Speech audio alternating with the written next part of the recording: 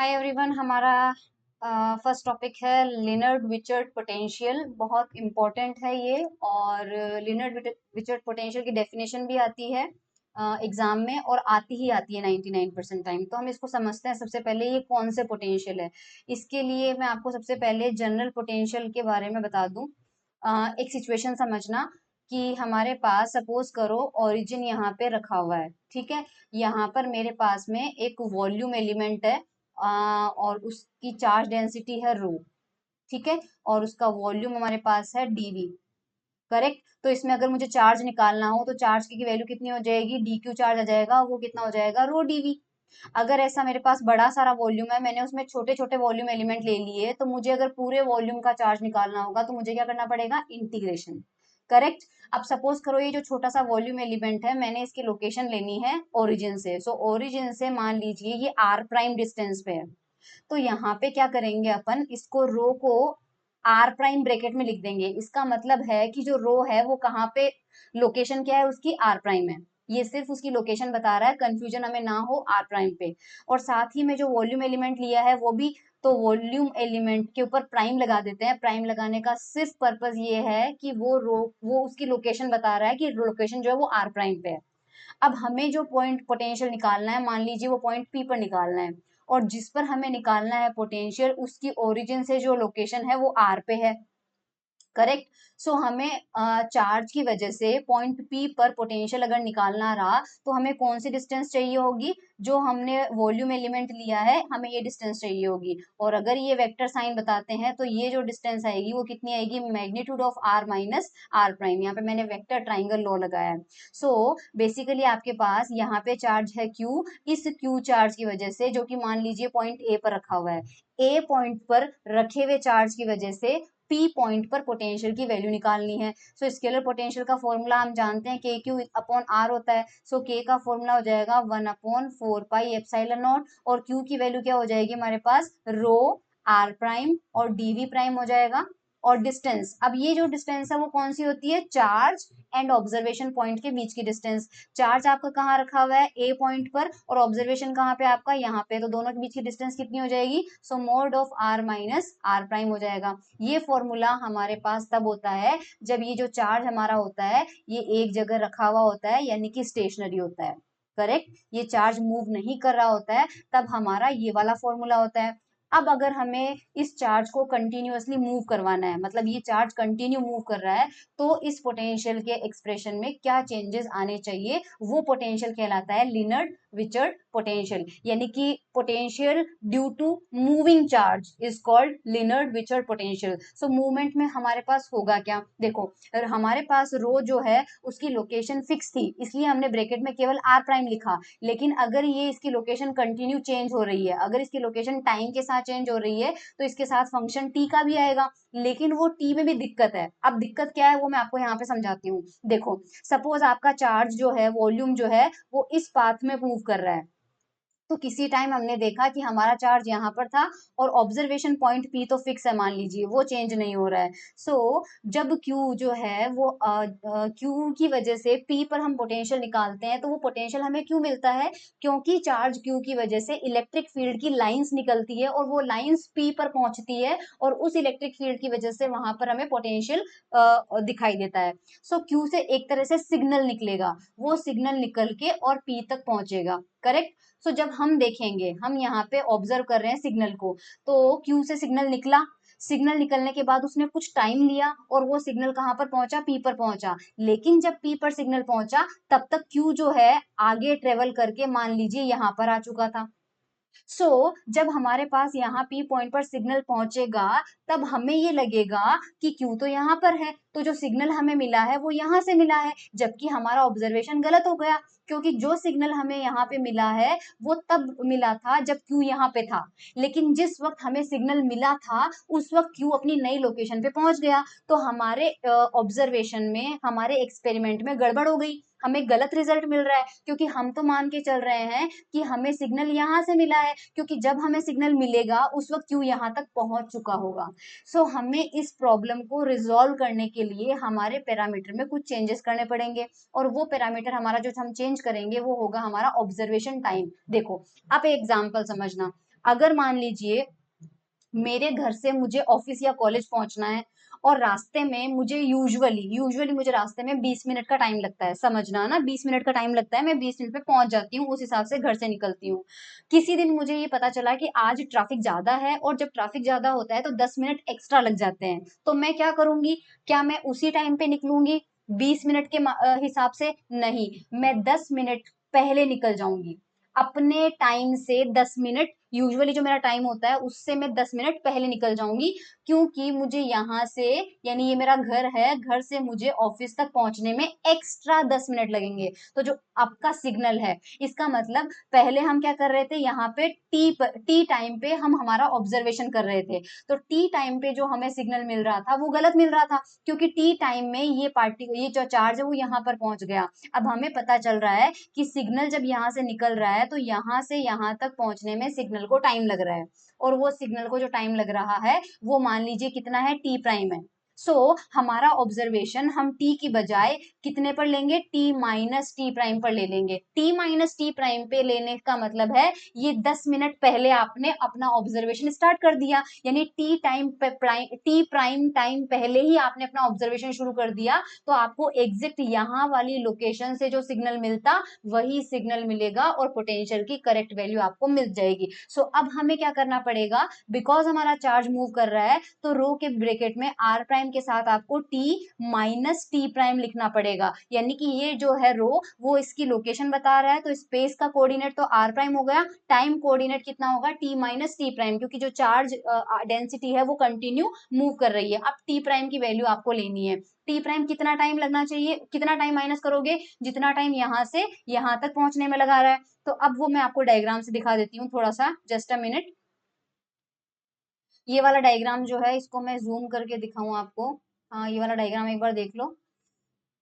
यहाँ पर देखो, ये फील्ड पॉइंट है पी, इस पॉइंट पे हमें पोटेंशियल निकालना है, इसकी लोकेशन आर दी हुई है, हमारा चार्ज क्यू जो है वो आर प्राइम पे था, थोड़ी देर बाद वो यहाँ पर पहुंच गया। अब ये देखिए, यहाँ से यहाँ तक ये जो डिस्टेंस है, अब आप ट्राइंगल लो लगाएंगे तो ये डिस्टेंस जो आ रही है आपको दिख रहा होगा, ये डिस्टेंस यहाँ पे लिखी हुई है capital R, which is equals to R minus R prime.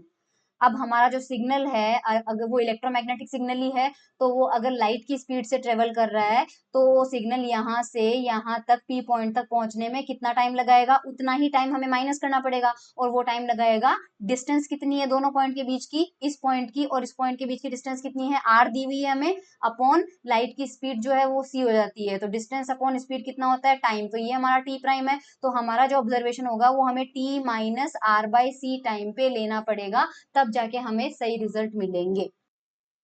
सब डेफिनेशन पे आ जाइए फटाफट, मैं पढ़ देती हूँ। The Lienard Wiechert potential are scalar and vector potential. मैंने स्केलर का डेरिवेशन कराया है, वेक्टर पोटेंशियल का आपने इससे प्रीवियस सेमेस्टर के अंदर जब बेसिक ईडी पढ़ी थी तो आपने वेक्टर पोटेंशियल जो है उसके बारे में पढ़ा है, ठीक है। सो मैं रीड कर रही हूँ। The Lienard Wiechert potential are scalar and vector potential produced by a moving point charge. ये पहला पॉइंट है कि मूविंग पॉइंट चार्ज होगा हमारे पास।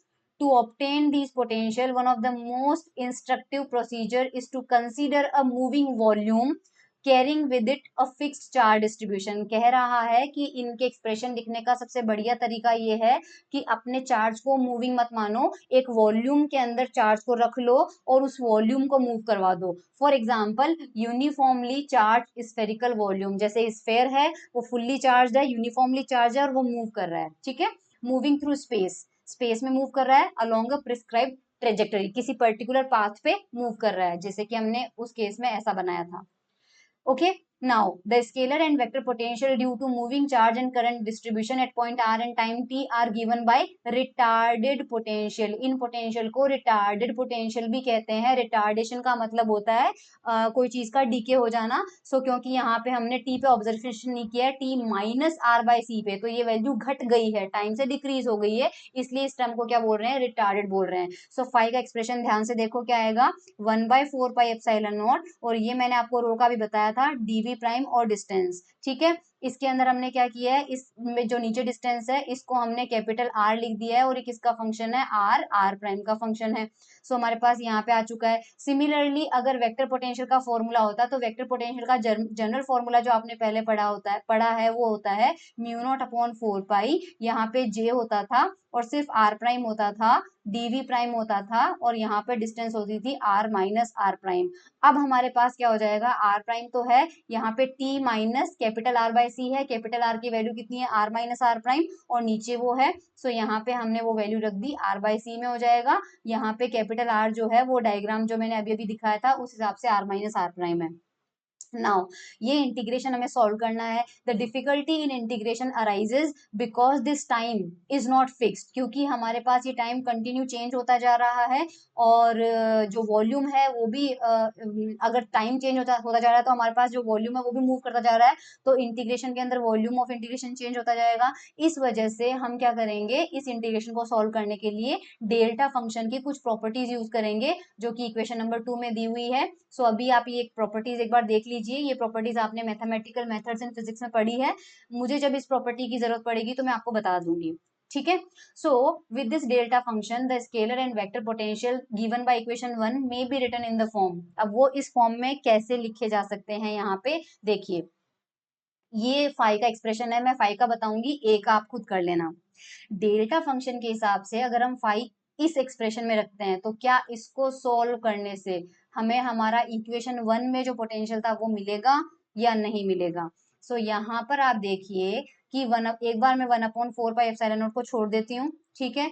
केवल इसको देखो, ये वाला जो इंटीग्रेशन है ये तो हमारा वॉल्यूम इंटीग्रेशन पे है तो इसको हम टच नहीं करते हैं, इसलिए हम डीवी प्राइम को भी टच नहीं करेंगे, ये भी छोड़ देंगे। रिमेनिंग पार्ट देखो, रिमेनिंग पार्ट आपके पास क्या लिखा हुआ है, रिमेनिंग पार्ट में है इंटीग्रेशन माइनस इंफिनिटी से plus infinity rho R prime और टी प्राइम, डेल्टा फंक्शन लिखा हुआ है T prime minus T minus R by C और यहाँ पे है, और ये डिवाइड किया हुआ है कैपिटल आर आर प्राइम और यहाँ पे है डी टी प्राइम।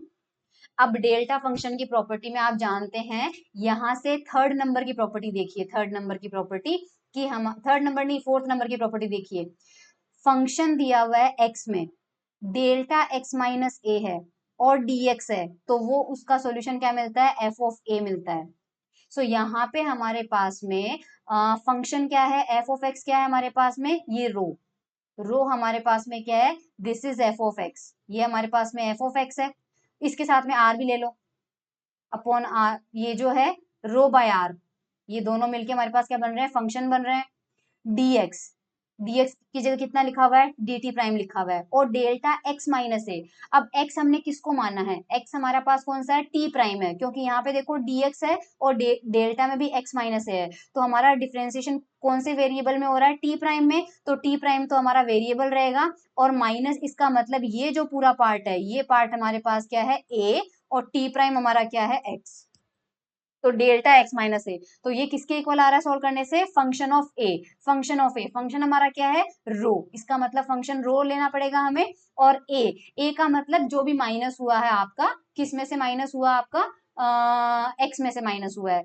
सो ए हमारे पास क्या था, टी माइनस, तो रो के ब्रैकेट में आर प्राइम तो पहले ही से ही था, करेक्ट। अब हमारे पास यहाँ पे पहले क्या था, टी प्राइम, टी प्राइम की जगह कितना आ जाएगा, ए आ जाएगा और ए कितना दिया हुआ है, T minus R by C, T minus R by C, तो ये आ जाएगा रो हमारे पास में, करेक्ट, रो आर प्राइम और divided by R R bracket में आर प्राइम, बस इतना सा आ जाएगा, ठीक है। अब मैं इसके ऊपर जो चीजें मैंने छोड़ी थी वो लगा देती हूँ, एक तो ये वॉल्यूम इंटीग्रेशन वाले पार्ट मैंने छोड़ी थी तो ये लगा देते हैं वॉल्यूम इंटीग्रेशन वी प्राइम, साथ में डीवी प्राइम हमने छोड़ा था ये तो हमें लगा देते हैं डीवी प्राइम, साथ में 1/4 पाई एप्सिलॉन नॉट छोड़ा था तो 1/4 पाई एप्सिलॉन नॉट, और हमें वही एक्सप्रेशन मिल गया जो इक्वेशन 1 में था। लेट मी शो यू,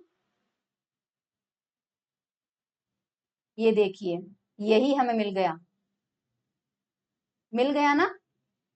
सो इसका मतलब हम इसको इस एक्सप्रेशन में लिख सकते हैं। सिमिलरली आपको क्या करना है, ए के अंदर भी वही चीज करनी है, कोई अलग चीज नहीं करी, ए में भी वही करी थी हमारे पास में। सो ये वाला एक्सप्रेशन और ये वाला एक्सप्रेशन हमारे पास में आ जाएगा।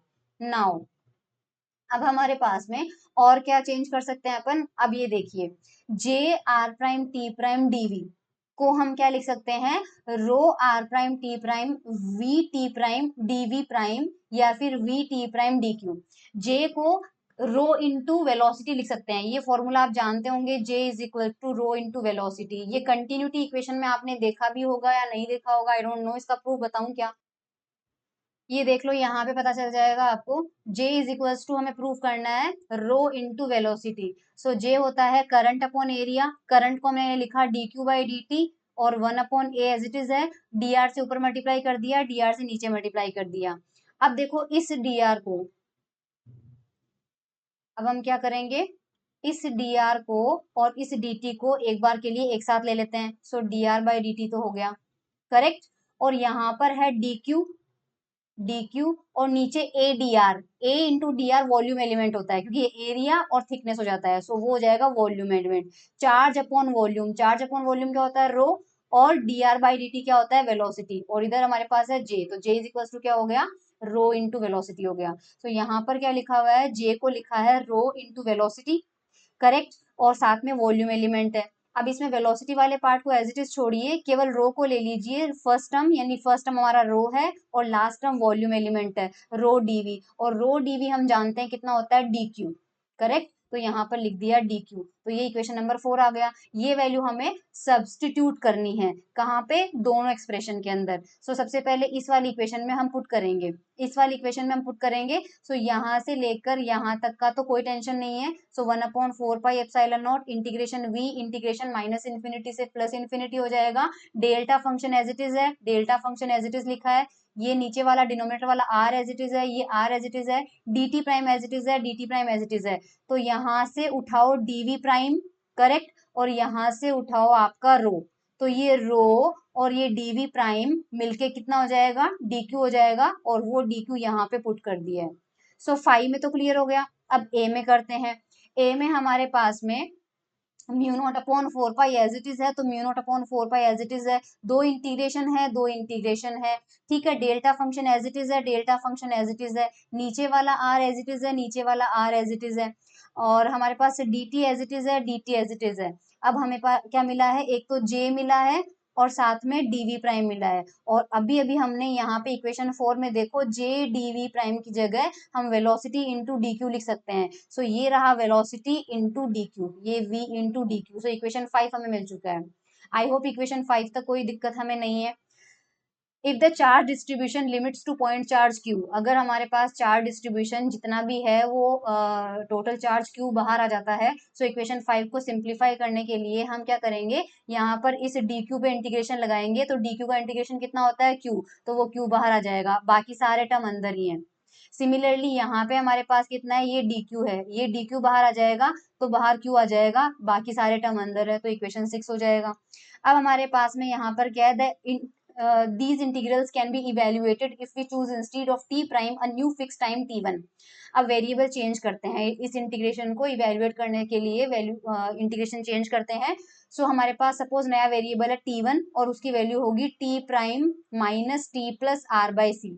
अगर ये होगा तो हम क्या करेंगे, दोनों साइड में t प्राइम के रेस्पेक्ट में इंटीग्रेशन करते हैं, दोनों साइड में। सो इधर t प्राइम के रेस्पेक्ट में करेंगे तो क्या मिलेगा, D T one upon D T prime, और राइट हैंड साइड में t प्राइम का तो हो जाएगा 1, ये t का होगा नहीं क्योंकि ये हमारे पास क्या रहेगा, कांस्टेंट रहेगा, तो उसका 0 हो जाएगा t प्राइम के रेस्पेक्ट में, क्योंकि t और t प्राइम एक दूसरे पर डिपेंड नहीं कर रहे हैं। सो उसका बीच वाले टर्म का 0 हो जाएगा। लेकिन r में r जो था वो हमारे पास, उसका इंटीग्रेशन होगा हमारे पास में। सो 1/c कांस्टेंट आ जाएगा और r का कितना हो जाएगा, dr अपॉन dt प्राइम। तो ये हमें समझ में आ गया। Now we have r square, r square को हम क्या लिख सकते हैं, इवन इसमें नहीं जाओ तो ये ठीक है, डायरेक्ट भी लिख सकते हैं, बट चलो वेक्टर में लिख लो, आर डॉट आर लिख सकते हैं, बोल्ड लेटर का मतलब वेक्टर फॉर्म है। सो यहाँ से अगर हमारा टी प्राइम के रेस्पेक्ट में डिफरेंशिएशन करें तो आर स्क्वायर कितना हो जाएगा, 2r D R by D T prime. और यहाँ आर डॉट आर में पहले एक का कर दो, दूसरे को कांस्टेंट करो, फिर दूसरे का कर दो, पहले को कांस्टेंट रखो, ठीक है। फिर हमारे पास में ये वाला टर्म देखो, a डॉट बी लो या b डॉट a लो, सेम ही होता है, तो इसको अपन क्या लिख सकते हैं, twice of r dot D R vector, मैं बोल्ड नहीं लिख पा रही हूँ इसलिए मैं ऐसे कर रही हूँ, अपॉन डी टी प्राइम, ये होगा। सो 2 से 2 कैंसिल आउट हो जाएगा, करेक्ट। इस आर को, ये मैग्नीट्यूड वाला आर है, इसको राइट हैंड साइड में लेके जाएंगे, सो ये नीचे आ जाएगा और इधर बचेगा हमारे पास में D R by D T prime, और राइट साइड में आपके पास ये वाला एक्सप्रेशन आ गया, ठीक है। Now from this figure we know that capital R is equals to R plus D R plus V D T prime. अब ये कैसे हुआ, तो ये डायग्राम देखो, इस डायग्राम के अंदर मुझे सबसे पहले डायग्राम क्लियर करना पड़ेगा।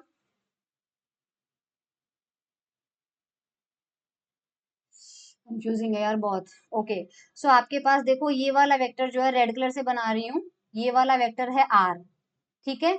और ये वाला जो वेक्टर है this is R plus D R, तो ये वाला वेक्टर जो है वो कितना होगा, और आपकी दिया हुआ है ये वाला वेक्टर आपके पास कितना दिया हुआ है, वी डी टी प्राइम। तो इसमें वेक्टर लो लगाएंगे, इसमें वेक्टर लो लगाएंगे हमारे पास में, तो वेक्टर लो लगाएंगे तो हमारे पास में क्लियर कट पता है ये आर जो है, आप इसमें ट्राइंगल लो लगा लेना। So R will be equal to this, R will be, या फिर आप ये देख लीजिए, ये दो है तो इन दोनों का डिफरेंस ये होगा, मतलब बेसिकली जो v dt प्राइम है वो आपके पास कितना होगा, r minus R plus D R. अगर वेक्टर ट्राइंगल लो लगाएंगे तो हमारे पास दोनों का डिफरेंस होगा, और इस इक्वेशन में थोड़ा सा रीअरेंज करोगे तो क्या मिल जाएगा आपको, ये r की वैल्यू मिल जाएगी r plus D R plus V D T prime. यहां से अगर t प्राइम के रेस्पेक्ट में अपन वो करें, अब देखो इस r से ये r कैंसिल आउट हो जाएगा, r से r कैंसिल आउट हो जाएगा, और हमारे पास यहाँ से क्या मिलेगा, D R plus V D T prime equal to 0, या फिर D R is equals to minus का वी डी टी प्राइम मिलेगा, या फिर इस डी टी प्राइम को इधर डिनोमिनेटर में लेके आ जाओ तो हमें ये वाला रिलेशन मिल जाएगा। ओके, ठीक है। सो हम यहाँ तक चले गए। ओ माय गॉड, ये कहाँ तक है यार, ओह बहुत ही बड़ा है ये तो। चलो हम यहाँ तक तो आ गए। Using equation 8, using this equation 8 से हमें क्या मिलेगा, यूजिंग दिस इक्वेशन, इक्वेशन 8 हमें क्या मिलेगा, देखो एक बार देख लेते हैं। ये रिजल्ट इक्वेशन 8 में यूज करना है अपन को। सो ये रिजल्ट इक्वेशन 8 में यूज करना है। तो D R by D T prime का मतलब ये वाला पार्ट, इसकी जगह हम पुट कर सकते हैं माइनस का वेलोसिटी। तो D R by D T prime left hand side में है, राइट हैंड साइड में है R by R dot V, और ये मैं दिखा देती हूँ, यस यही लिखा हुआ है इक्वेशन नंबर 9 में। Substituting this value of dr by dt prime in equation 7b, we get 7b में हमें ये वैल्यू पुट करनी है, 7b में हमें ये वैल्यू पुट करनी है। ओके, सो ये वैल्यू हमें जो मिली है, जस्ट अ मिनट, हाँ यहाँ पे प्राइम लगना चाहिए था, ये प्राइम नहीं लगा। ये D R by D T prime की वैल्यू जो है ये यहाँ से उठा के कहाँ पुट करनी है, इक्वेशन 7b में पुट करनी है। सो 7b को देख लो एक बार, मैं बता देती हूँ 7b में कहाँ पुट करनी है। वो जो वैल्यू हमें अभी मिली है वो यहाँ पर पुट करनी है, D R by D T prime, ठीक है, इसकी जगह यहाँ पर पुट करनी है। तो लेफ्ट हैंड साइड में 1 प्लस 1/c, और जो वैल्यू हमने अभी पुट की है वो हमें मिल जाएगी। सो लेफ्ट हैंड साइड में ये था 1 प्लस आता है, लेकिन यहाँ माइनस का वैल्यू है ये वाली वैल्यू, सो हमारे पास ये वाला टर्म आ जाएगा, ठीक है। इसमें अपन क्या करेंगे, अब देखो यहाँ पे एलसीएम लिया है अपन ने, इसको थोड़ा सा एक स्टेप स्किप कर दिया है, वो लिख देती हूँ 1 माइनस, आप इसे लिखिए वी डॉट आर बाय सी, इसको एक साथ रखिए, और डिवाइडेड बाय आर, इसको ऐसे लिख सकते हैं ना, v बाय सी, और डॉट आर को अलग से लिख लिया मैंने, नीचे r है तो उसको लिख दिया।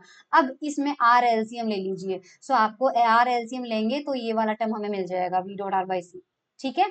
अब हमारे पास में क्या मिलेगा, यहाँ से देखो dt प्राइम है उसकी वैल्यू निकालते हैं। सो dt प्राइम को भेज दो राइट हैंड साइड में, राइट हैंड साइड का सारा पार्ट नीचे आ जाएगा लेफ्ट हैंड साइड में, तो dt प्राइम की वैल्यू जो निकालेंगे तो वो r dt 1 upon R minus V by C dot R, equation number 10 हमें मिल जाएगा। अब ये डी टी प्राइम की value making substitution from 7a and 10 in equation 6।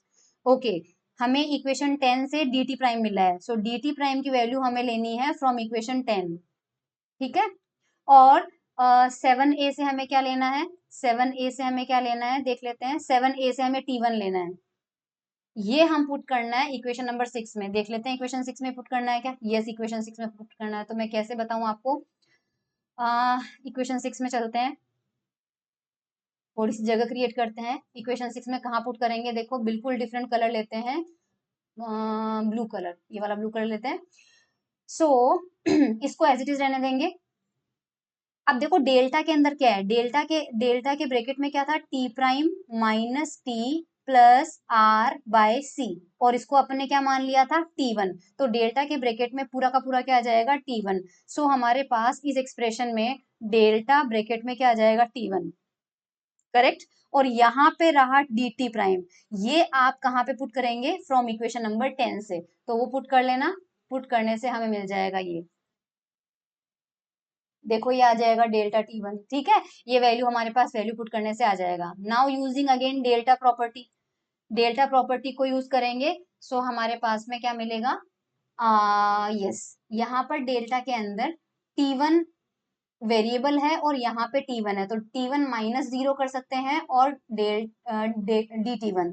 और यहाँ पे हमारा फंक्शन है, सपोज फंक्शन जो है वो फंक्शन हमारा कितना किसका है, मान लीजिए T1 का है, T1 का है। तो इसकी प्रॉपर्टी क्या होती है, ये होता है एफ ऑफ जीरो, क्योंकि सेम वही किया है मैंने, integration of F x delta x minus A D x, और ये हमें मिलता है F of A. So x की जगह मतलब T1 को रिप्लेस किया है एक्स से, तो ए की जगह क्या आ जाएगा, जीरो, तो एफ ऑफ जीरो आ जाएगा हमारे पास। तो हमारे पास कितना आ जाएगा, फंक्शन जो था वो था, डेल्टा को छोड़ दो, डेल्टा को छोड़ दो, DT1 को छोड़ दो, ये तो हट जाएंगे, और इंटीग्रेशन भी हट जाएगा, इंटीग्रेशन भी हट जाएगा। So Q upon 4 pi epsilon not, जो रिमेनिंग फंक्शन है वो सिर्फ इतना सा है, 1 upon this term. So 1 upon this term, और ये कैलकुलेटेड कहाँ पे होगा, eight T1 equal to zero, क्योंकि T1 इक्वल टू जीरो पे हमें कैलकुलेट करना है। तो नीचे लिखा हुआ है सबस्क्रिप्ट में T1 equal to zero, similarly A के साथ आप कर ही लोगे, T1 equal to zero. But T1 zero होने का मतलब है हमारा T prime minus T plus R by C equal to zero होना। यहां से टी प्राइम की वैल्यू निकालेंगे, T minus R by C, which is the retarded time, retarded time हो जाएगा। सो इसलिए T1 इक्वल टू जीरो जो है वो रिटार्डेड टाइम होने की वजह से हम यहाँ पे रिटार्डेड वर्ड यूज करेंगे, यहाँ पर भी हमने रिटार्डेड लिख दिया है।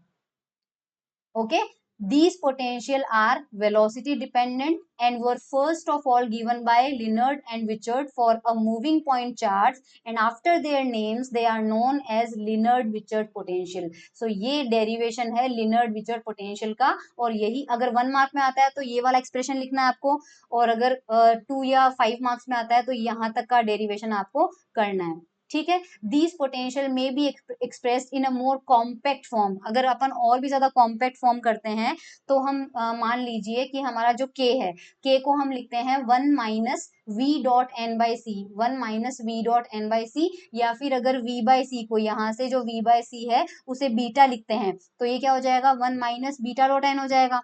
अब ये n क्या होगा, n हमारा यूनिट वेक्टर होगा किस डायरेक्शन में, r vector upon magnitude of r, ये हमारा यूनिट वेक्टर होगा। सो एन को हमने क्या लिखा है, आर अपॉन मैग्नीट्यूड, और आप यहाँ तो बोल्ड लेटर में क्योंकि ये वेक्टर क्वांटिटी है, यहाँ विदाउट बोल्ड क्योंकि ये मैग्नीट्यूड है। तो उस कंडीशन में हमारा फाई जो है वो क्या हो जाएगा, ये पूरा का पूरा देखो, इस कंडीशन में हमें यहाँ से क्या लेना पड़ेगा, कॉमन लेना पड़ेगा। अब मुझे वो कॉमन इसी में से यहीं पे करना पड़ेगा। तो देखो ये और कॉम्पैक्ट फॉर्म में कैसे आ जाएगा, इस वाले पार्ट को समझना ना, सिर्फ इस वाले पार्ट को देखना है। यहाँ से अगर अपन r कॉमन लेते हैं तो सबसे पहले ये हो जाएगा r माइनस वी डॉट, ये r वेक्टर है ना, r वेक्टर है, इसे मैं r का मैग्नीट्यूड और साथ में उसका वेक्टर n कैप लिख सकते हैं। तो यहाँ पे हमारे पास इसको मैं लिख देती हूँ, ये n जो यूनिट वेक्टर हो जाएगा और साथ में इसका मैग्नीट्यूड आ जाएगा अपॉन सी। अब इसमें से r कॉमन ले लो, तुम्हारे पास क्या बचेगा, 1 minus V dot N upon C, correct. या फिर क्या लिख देंगे, r लिख देंगे, और 1 माइनस वी, ये 1 minus V dot N by C को क्या लिख सकते हैं, k लिख सकते हैं, तो r और k हो जाएगा, r k हो जाएगा। सो इस पूरे एक्सप्रेशन को क्या लिख सकते हैं, r k। तो यहाँ पर देखो लिखा हुआ है 1 अपॉन के आर, रिटार्डेड। और ऊपर ए वाले एक्सप्रेशन में क्या होगा, ए वाले एक्सप्रेशन में आपके पास थोड़ी सी दिक्कत आएगी कि नीचे वाले को तो के आर लिखा है, तो नीचे वाले में तो के आर आ जाएगा, ऊपर आपके पास v है। सो इस एक्सप्रेशन से देखो beta is equals to V by C है, सो v की वैल्यू कितनी हो जाएगी, बीटा इंटू सी, तो ऊपर आपके पास कितना आ जाएगा, बीटा सी। सो और कॉम्पैक्ट फॉर्म में लीनियर डिजिटल पोटेंशियल इक्वेशन 15 से आपके पास दिए जा रहे हैं।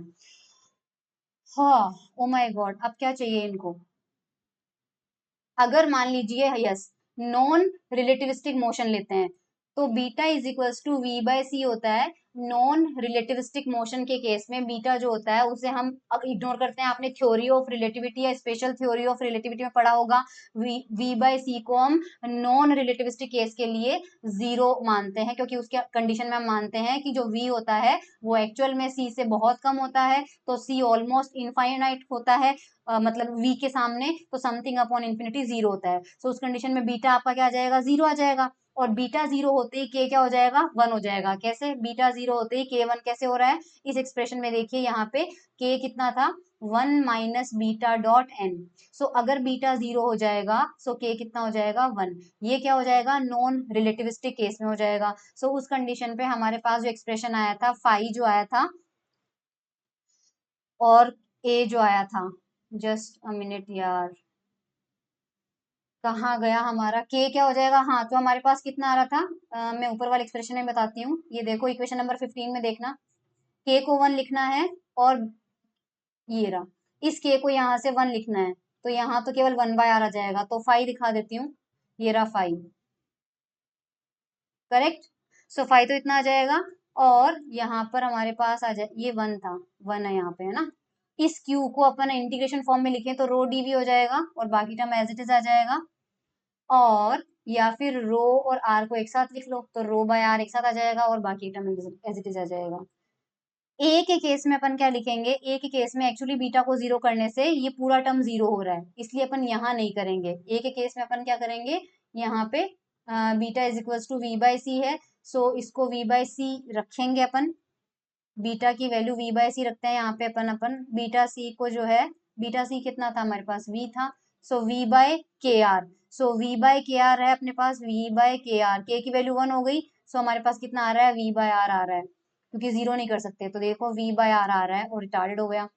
v को अपन क्या लिख सकते हैं हम, और यहाँ पे q into V, q into V को अपन ने पहले ही प्रूव कर दिया था, j इंटू डीवी प्राइम लिखा जा सकता है, या फिर j और r को एक साथ लिख दो तो डीवी प्राइम। ये सारे के सारे लिनर्ड विचर्ड पोटेंशियल के अलग अलग फॉर्म है। सो ये था हमारा पूरा डेरिवेशन लिनर्ड विचर्ड पोटेंशियल का, ठीक है।